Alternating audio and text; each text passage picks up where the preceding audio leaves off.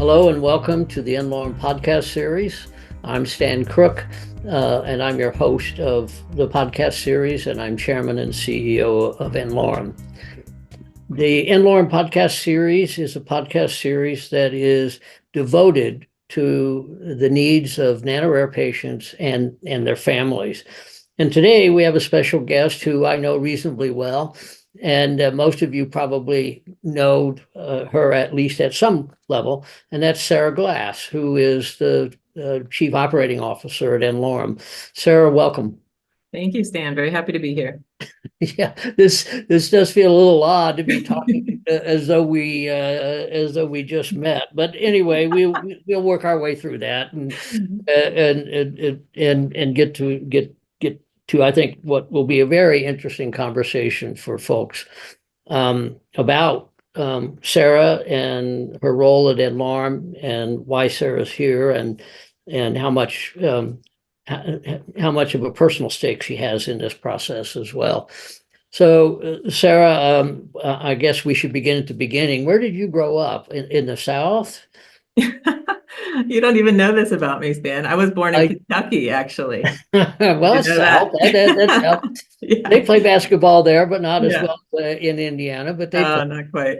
No, so I actually moved around the East Coast, in Kentucky, Virginia, Pennsylvania, and Wisconsin and Ohio. Ah, Yeah. cool. And I think maybe your parents are both retired now, but what did your parents do as you were growing up?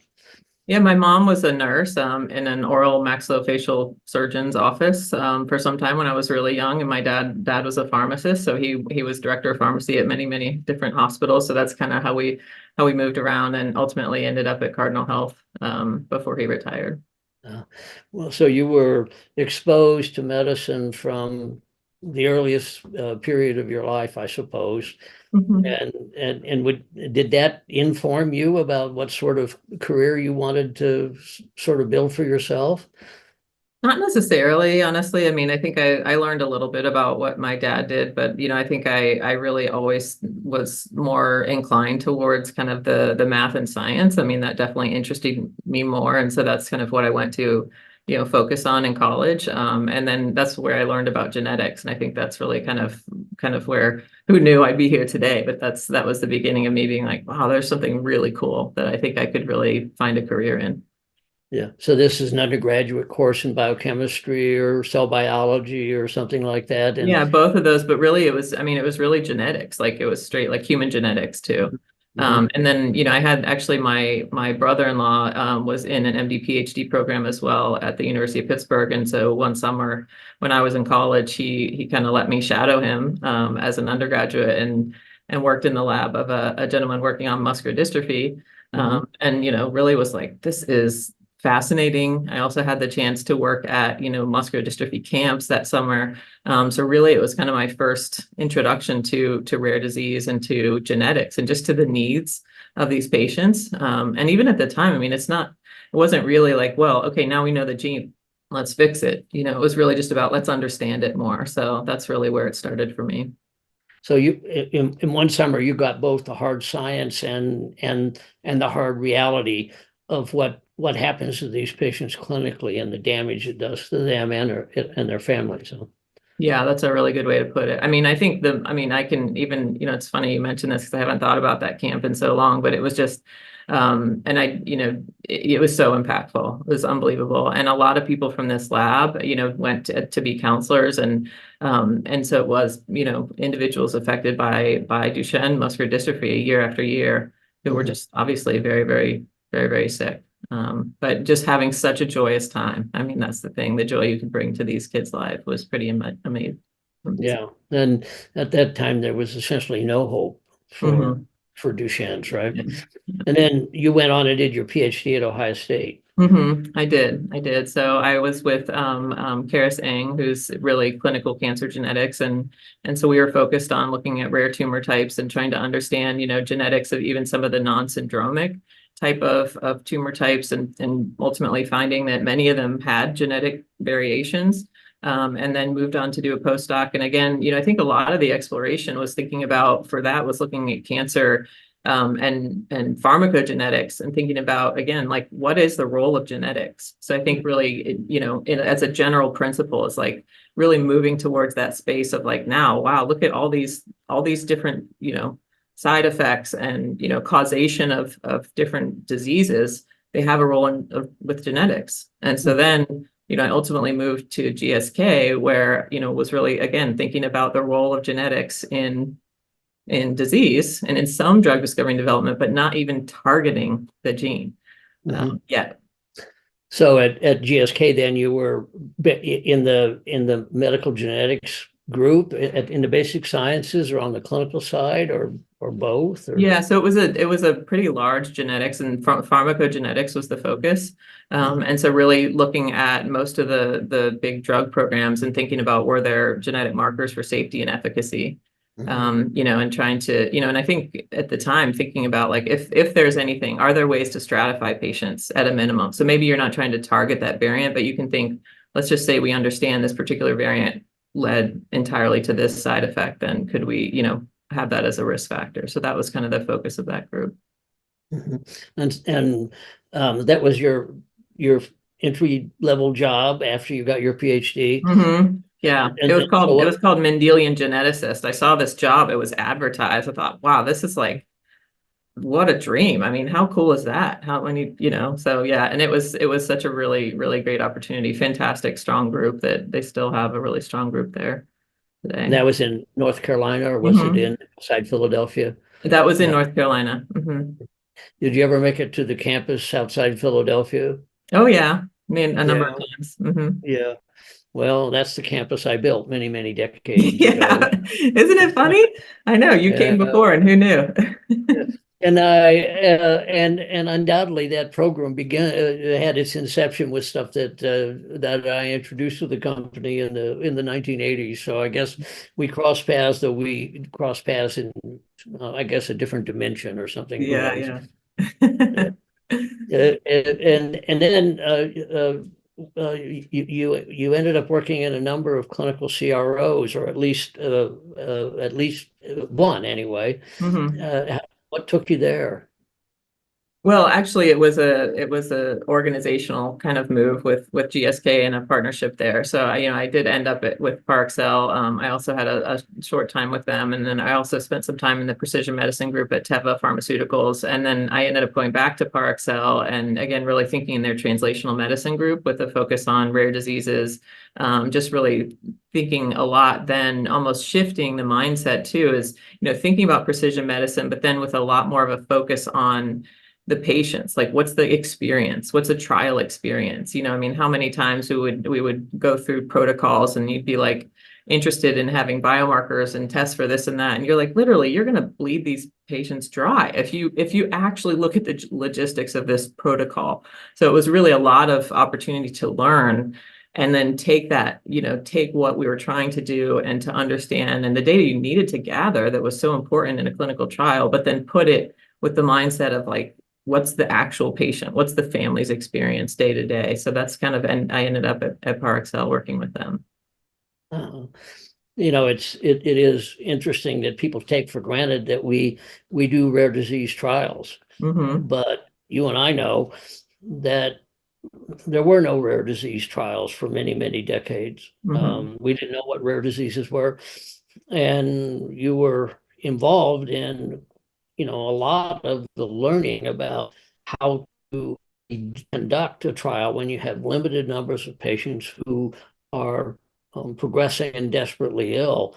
It was something the industry had to learn, and Parexel, among others, played a key role in that, it seems to me. Yeah, absolutely. So there's a huge amount of effort really trying. And I think what's so interesting is that one of the main challenges was like finding patients.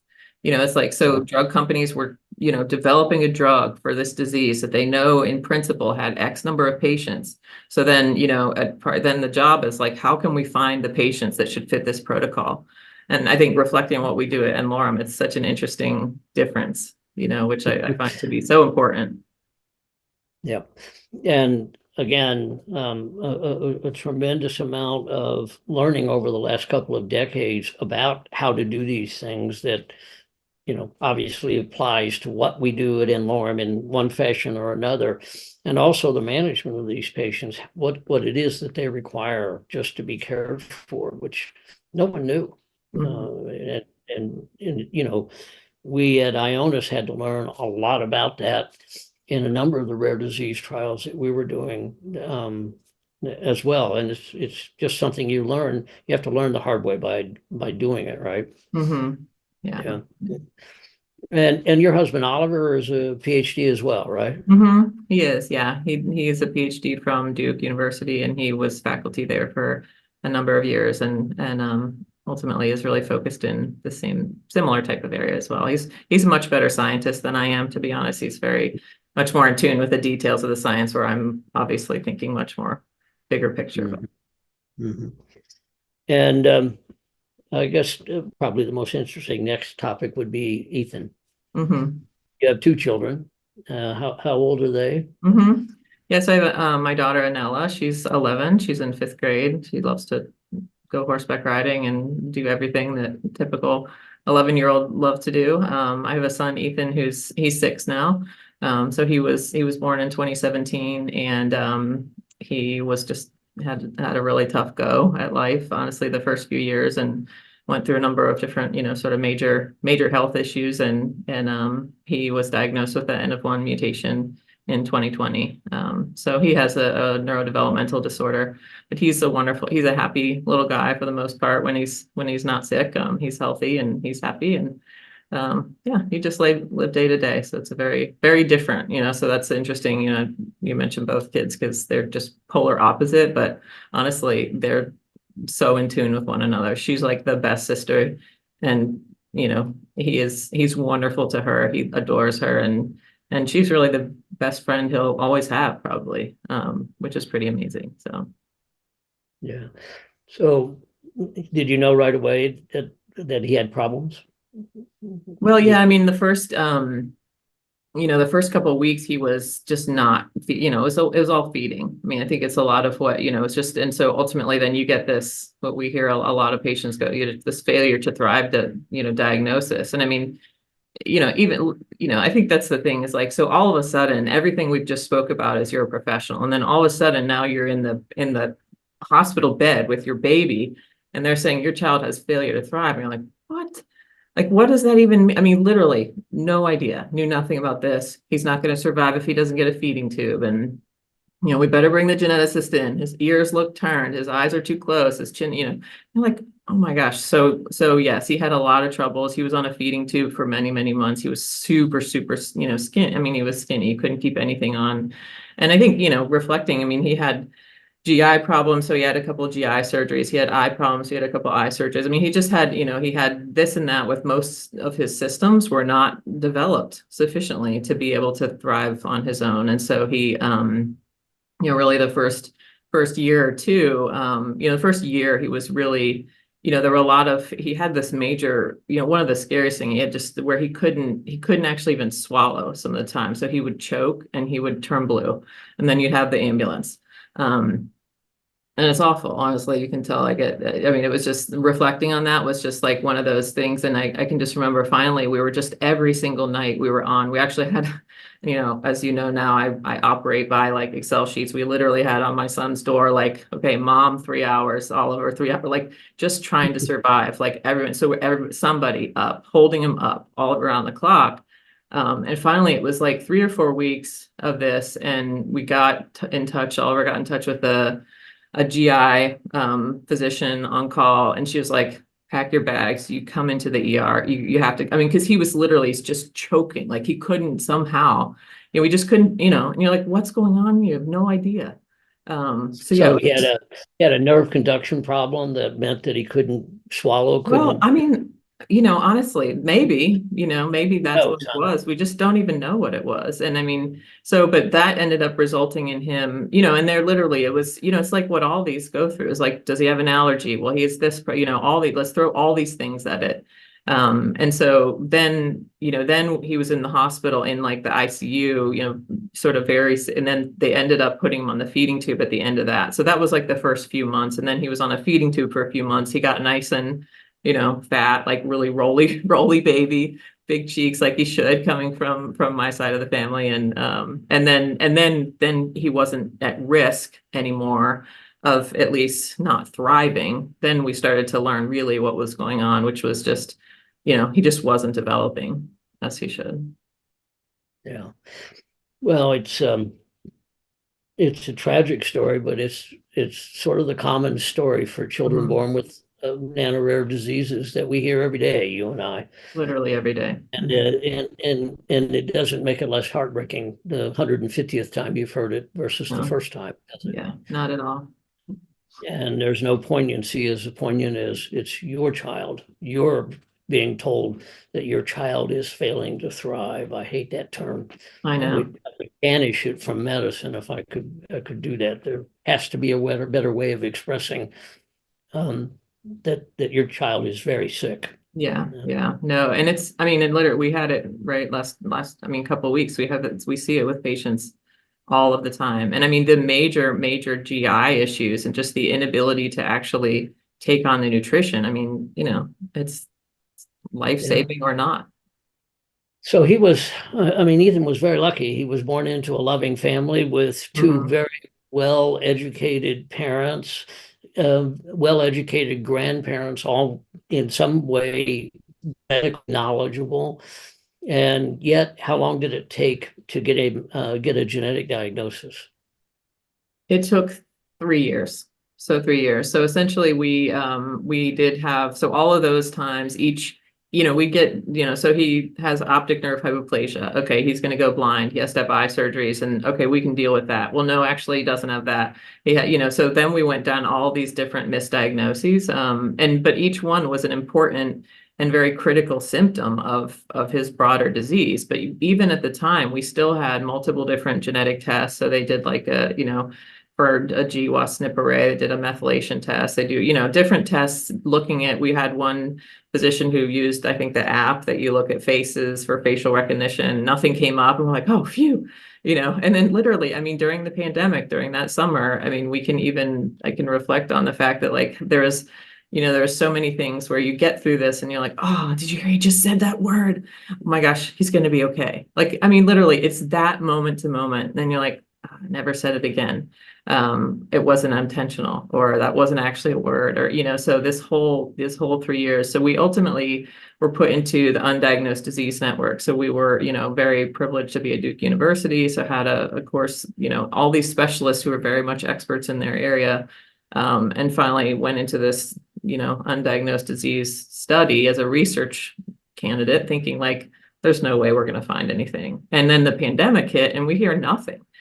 So that whole, I mean, it was a good from fall 2019 through to fall 2020, I guess, that whole summer, like really that summer, I can remember in particular, everybody's like isolated from one another, and we're thinking maybe he's going to be okay, no diagnosis. And then we get a call and they say, we have a diagnosis, but we actually need another sample to CLIA confirm it, because it's a pandemic, so we don't have access to the backup samples. So we're not going to tell you what it is. We can't tell you what it is now, but we need to get you guys in for more samples. So they sent some samples for myself and Oliver and Ethan. And then, it was October 17th, like a Friday afternoon at 5, we got a call from the genetic counselor, and she's like, okay, do you have time to chat? And I'm like, yes. And so she said, here's the gene name. We're like, I mean, never heard of it, of course.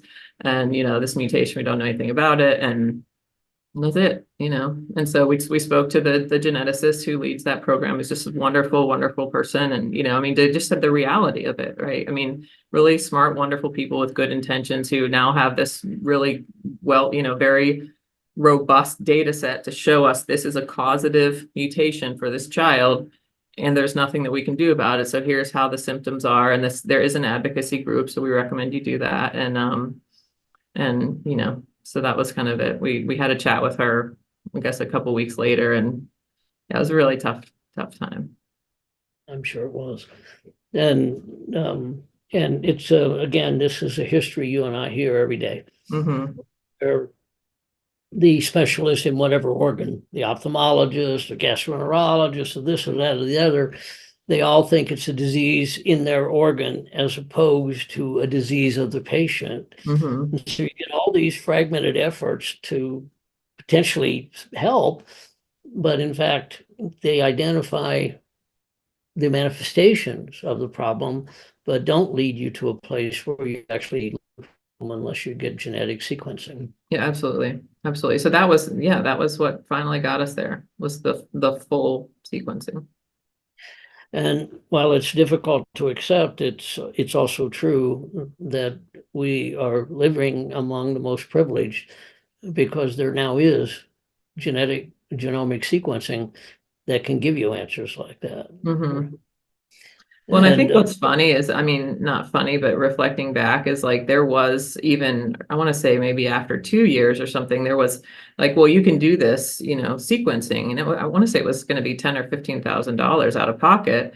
And they're like, well, the likelihood of finding something is very low. And so then you think that all this benefit risk, we're like, well, why should we put that amount of money? And he seems fine. He just said that word, so he's going to be okay. Right. So we don't need to do that. And so you don't do that.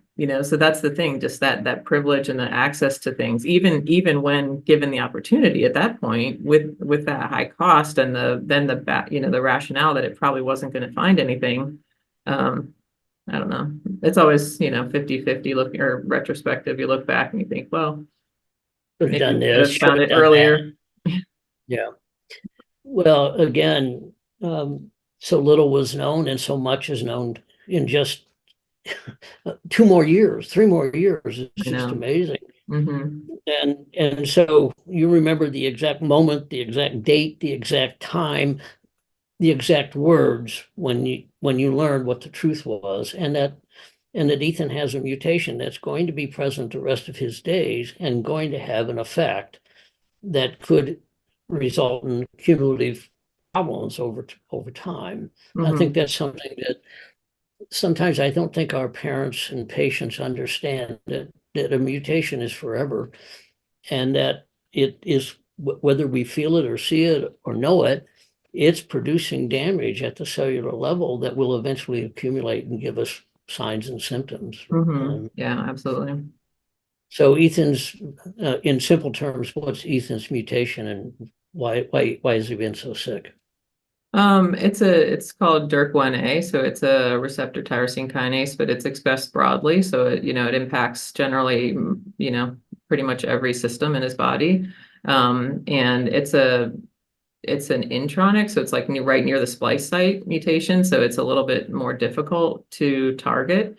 But mostly, most of all, it affects all of his systems essentially. I mean, it's whether it's speech, it's balance, it's obviously GI, it's vision, it's seizures, febrile seizures. He had his first seizure. Actually, we were at Disney World of all places. And it was like we had flown in. I don't know if I had told you this, but it was like we had take a 6 a.m. flight, and we're very happy to be there in the summer.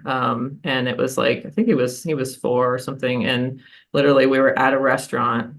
And we didn't know. I mean, because sometimes when he does things, like you're not sure if he's just doing things because you don't know, or if there's something actually wrong. And then next thing you know, he had a good 10-minute seizure, and they had to call the ambulance and throw stuff off the table. And so that's one of the, he's had multiple of those now. So I think that's, and many of the kids, there are about 600 kids and with DYRK1A syndrome, none of them have his same mutation. So again, it's still an N of 1 situation where, everybody's affected slightly differently. It does seem like there's no direct kind of genotype phenotype, but there is some, at least broad understanding of what most people have, which is what I mentioned, kind of these general characteristics that are life altering. And, like you said, the bottom line is he doesn't have a chance for an independent life, unless we do something about it. So. And again, bad luck. It's just bad luck that it happened. It happened in a tyrosine kinase. These are proteins that phosphorylate lots of things, and you have to phosphorylate lots of things to live. And as a consequence, he had multiple organs that were having difficulty and so on. And only now we know enough to understand that if he's got multiple system problems, almost certainly a genetic basis for that involves one of these proteins that plays multiple roles in all these organs. It's, having lived through all this, it still continues to amaze me how much more sophisticated the way I think about health and disease, and how much more sophisticated my way of thinking has gotten in just the 4 years I've been doing n-Lorem. Yeah. And again, glibly about the fact that we know these things, but I'm taken aback frequently by how cumulative knowledge then enhances the pace of gains of knowledge. And we're in the process of doing that in the nano-rare space. Nothing was known 4 years Absolutely. ago. It's amazing, honestly. Yeah. So you want to just talk about how we came to meet? Yeah, so I found this Dr. Stanley Crook on LinkedIn. Actually, Oliver found through hearing about, some of the work that you were just beginning to do at n-Lorem and in 2021. And again, being at Parexel, I was working with a fantastic group, and that was right when Ethan had been diagnosed, and really as a parent, sort of he, was like, well, what about this, Dr. Crook? And so thankfully I was like, well, you know what? I would love to actually run his trials. Like, these are like, who's going to do that? I wonder if maybe Parexel could help. And then, but really, reached out and was surprised to get a response that you were willing to chat with me. And so I think, obviously we spoke briefly about Ethan, but also then for pretty quickly was like, wow, I want to help. Like, wow, I was so inspired by you, honestly, just just the mission. Like, you were just like, this is what I'm doing. And even though you could be, sailing the world or doing all these other fun things in your retirement, you're dedicated to people like my son. And I just, I think that was the thing. So we chatted, I think, a couple times, and eventually I was like, man, I think I have some skills and I have this personal professional passion that maybe I could help you achieve your mission. So Yeah. And it turns out that Ethan is one of our patients. he is. And Yeah. and I think there's been, very interesting progress by the group in Australia. I'm still not clear how you came to get them involved in trying to help Ethan. Yeah, it's so interesting. So, I mean, that's the coolest thing I think about being where I am today is like, so my boss from Teva, Iris Grossman, who had a really close friend, Anthony Akari, who is in Australia, and we were going to be both at ASHG. She was like, hey, you should just chat with Anthony. And so we ended up meeting. He saw on LinkedIn that I was in rare diseases. We're doing some work in ALS. And so we had a chat mostly just about rare disease drug development. And it was funny because at the last 2 seconds of the call, I just said, oh, and I said, yeah, I'm learning a lot about this because my son was just diagnosed with a rare disease. And so then we ended up talking for like another hour, and he's just a wonderful, wonderful, kind, interesting guy who does very similar work. And so again, he was just like, well, I mean, if you want to try to get some cells, we can do some research on this. And so again, it was, that's the thing, looking back on the pandemic, and they were actually in the middle of these huge fires in Australia. And so Ethan got the skin biopsy, got the cells grown, sent them over. They got stuck somewhere in the shipping for like 3 weeks, I want to say, but they were alive when they actually got them. So we're like, okay, Amazing. so that's it. Yeah. So here we are. And they've done some really good work, like you said, just to They try to have done some understand really his beautiful mutation. work. I mean, Yeah, and I think we know what to do. yeah. So maybe the hardest question. This is a hard question. Um, when you have your child that you have to live with, and you have to accept that this particular child has limits that will make his life very much different from what you hoped, and make your family's life different from what you planned. um, how does one come to terms with that, and how do you um, continue to look for opportunities to feel hope again when, in fact, the situation feels hopeless? Yeah, I mean I mean you just grieve it for a while. I think, I think the beginning was definitely you just grieve because like I said, every word he would say at the time, we did have a reason because we had no other reason to not think he could be normal. We just would continue to think, well, maybe this is it. Like now he's just slow. He's right, he's just slow. He's going to pick it up. And so I think the reality was you just grieve that life for some time. And then finally, I think it was partly my professional, environment too, was just really learning about like, wow, look what all these people are doing. My family is like incredibly supportive. I have a brother and sister and some nieces and nephews and their spouses, and my parents are amazing. And Oliver's mom and his family, we have a lot of family that's very, very supportive. And then we have our education. So I think it really became like, wow, like it's a privilege and an opportunity to look at this child in the eyes and say, I'm going to do my darndest to do something. And I mean, honestly, it's a day to day. I mean, I'm here in San Diego right now, and the question is like, how's everything at home? Like, is everything? So it's just every day, right? So I think that you also have to level some expectations that like life is hard and there's hope because organizations like n-Lorem. I mean, and if we can't help him through n-Lorem, I'm going to find another place. And so I think that's just kind of what the purpose is that I feel like I have this obligation to him to do something.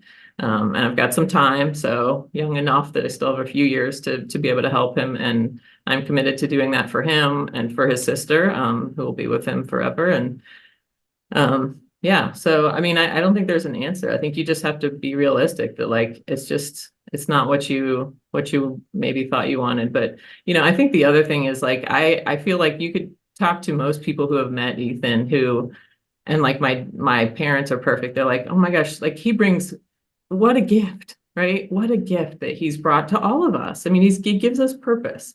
We had purpose. You always have purpose in your life, but he's like something specific and you can feel like you can maybe try to do something about it.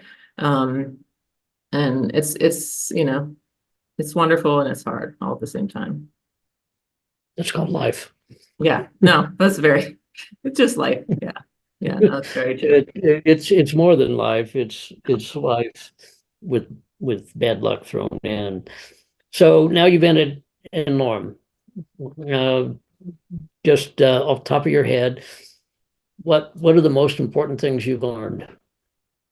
I mean, I've learned so much. I think I've told you this. I mean, I feel like I've learned more about like, you know, just leadership, about team building, about communication, about just being completely resilient, about, digging in your heels. And when you know how you can make a difference in people's lives by working really hard beyond hard, harder than I ever have. And I just honestly, I just feel like it's been the most transformational experience here. I mean, to be able to help you grow this organization, and honestly, to learn from you personally, I think that's one thing that I feel like I want people to know is like you're like Stan Crook, right? This guy who invented RNA therapeutics, who's like this legend, but you're also this like wonderful, kind, warm leader who supports our team more than anybody could ever do.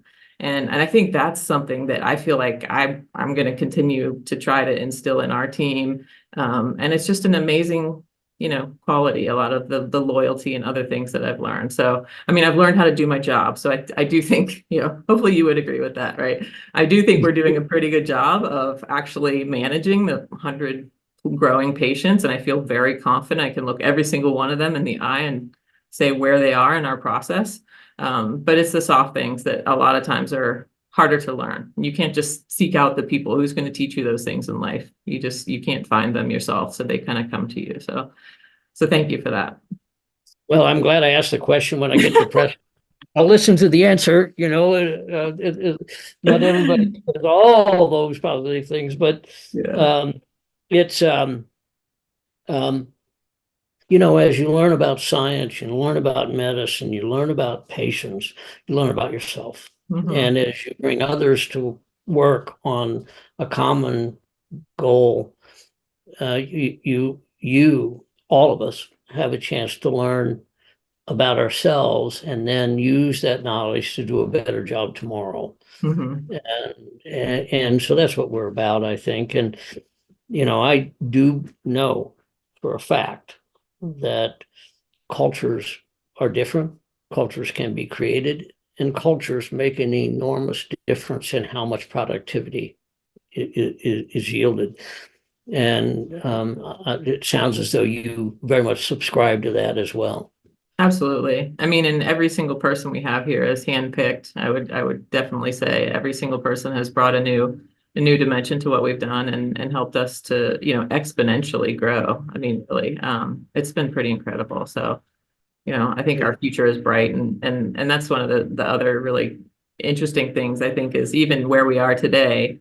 How many conversations were like, oh yeah, well, this is part of the plan that, was many years in the making before you even established n-Lorem. So I think that's one of the really important things too, is just, like this isn't about just doing something and going away. I mean, this is about setting, like we are changing the landscape of rare disease drug discovery and development, starting with the most rare. I mean, it's just like the impact, and it all starts with how we actually behave and interact with one another internally. But I mean, when we can really share that impact, like on a per patient basis, on like a, broad, even the regulatory environment, all of those things I think are really, really pretty incredible too. So, but yeah, it all starts with the culture. I for sure agree with that. So one sort of last questions. What are the biggest surprises that you've encountered in your journey at n-Lorem? That's a good question. I mean, I think the biggest surprises are just honestly that we continue to, see the same thing over and over and over.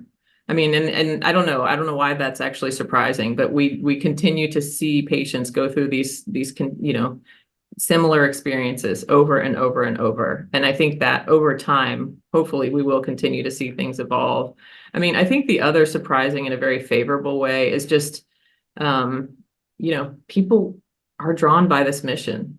And, I think the number of partners that we have, like whatever we have, 30, 40 and growing, corporate partners, all of the patient groups, all of these different, individuals that can really get behind our mission, that has been so, so wonderfully surprising as well. But yeah, I mean, I guess that's a really tough question, but I think honestly, I think it's been a great experience. So, I just feel really, really excited about our future and so much that we continue to learn. And I think some of the things that may feel like a surprise, we might not have so many surprises over time as we continue to learn and evolve. Hope so. I mean, and I hope we can change the journey to diagnosis to a much more attractive, frequently encountered event. But Mhm. well, thanks, Sarah, for sharing your life and the difficult part of your life because I think it's informative to those who have to live with similar kinds of problems. Anything I haven't asked you that I should have, or anything you wanted to add? No, I don't think so, Stan. I think this has been a really nice conversation though. Thank you. Me too.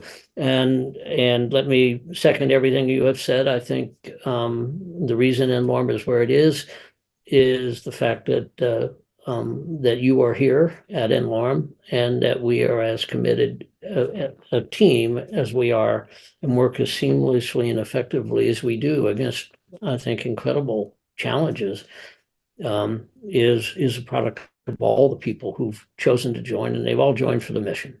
They Mhm. certainly didn't join to live with the misery I caused. They joined for the mission. But anyway, a pleasure to have you. I'm sure the folks listening will find your story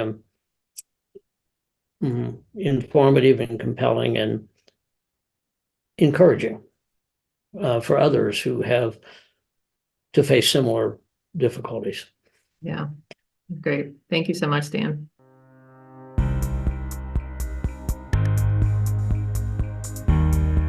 n-Lorem is a nonprofit committed to discovering and providing personalized experimental treatments for free, for life, to patients with genetic diseases that affect 1 to 30 patients worldwide, referred to by n-Lorem as nano-rare. Many of these patients progress and die without ever achieving a diagnosis. This is where n-Lorem comes in. They do the impossible by providing hope, and for those that they can help, free lifetime treatment. For more information about n-Lorem or today's episode, visit n-Lorem.org. Any questions can be sent into podcast@n-Lorem.org. Search n-Lorem on Twitter, Instagram, YouTube, LinkedIn, and Facebook to connect with us. This video is hosted by Dr. Stan Crook and produced with the help of the following professionals. Thank you for watching.